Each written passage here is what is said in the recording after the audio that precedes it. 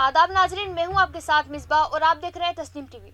आज की हमारी इस खास पेशकश में हम बात करेंगे हिंदुस्तान की एक और तारीखी इमारत के बारे में।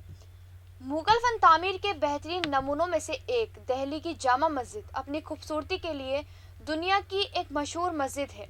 ये मस्जिद हिंदुस्तान की सबसे बड़ी मस्जिद है जो अपने बड़े साइज़ और खूबसूरती की वजह से पूरी दुनिया में पहचानी जाती है। हिंदुस्तान की दारुल हुकूमत दिल्ली में वाक़ इस तारीखी मुकाम का ताल्लुक मुग़ल दौर से है।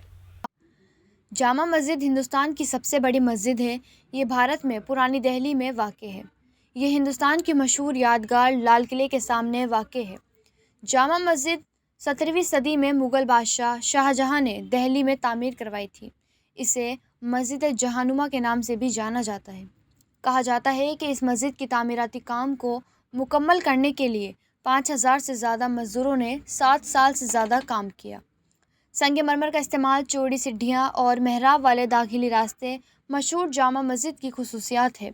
इस मस्जिद का एक बहुत बड़ा मुस्ततिल सहन है जिसकी लंबाई और चौड़ाई तकरीबन 75 मीटर और 66 मीटर है।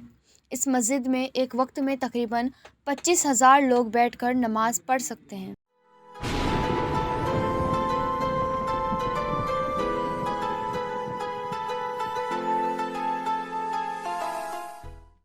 हिंदुस्तान की इस मस्जिद को उस वक्त मुकम्मल होने में 1 लाख रुपये और 5,000 मजदूरों और 6 साल की भारी लागत थी। दाखिली दरवाजे तक पहुंचने के लिए 121 सीढ़ियां चढ़ना पड़ती है। वसे मरकजी गुंबद इस्लामी फ़न तामीर का बेहतरीन नमूना है जिसे सईदुल्लाह खान, जो शाहजहां के दौरे हुकूमत में वजीर थे, उन्होंने मस्जिद की तामीर की निगरानी की। इसके लगवी मायने दुनिया की अक्कासी करने वाली मस्जिद है। ताजमहल और लाल किले के बाद ये मस्जिद शाहजहां के तामीराती कामों के मुतासिर कुन दखेरी में शामिल थी। जामा मस्जिद की तामीराती काम का डिज़ाइन और मनसूबाबंदी उस्ताद खलील ने की थी।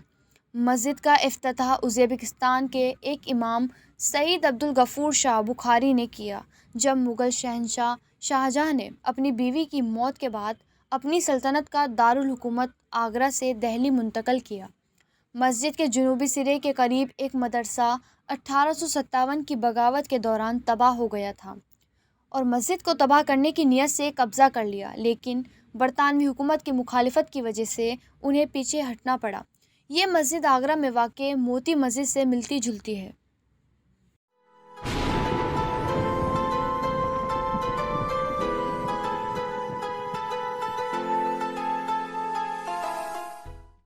जामा मस्जिद की तामीर रेत के पत्थर और सफ़ेद संगे मरमर से बनी है।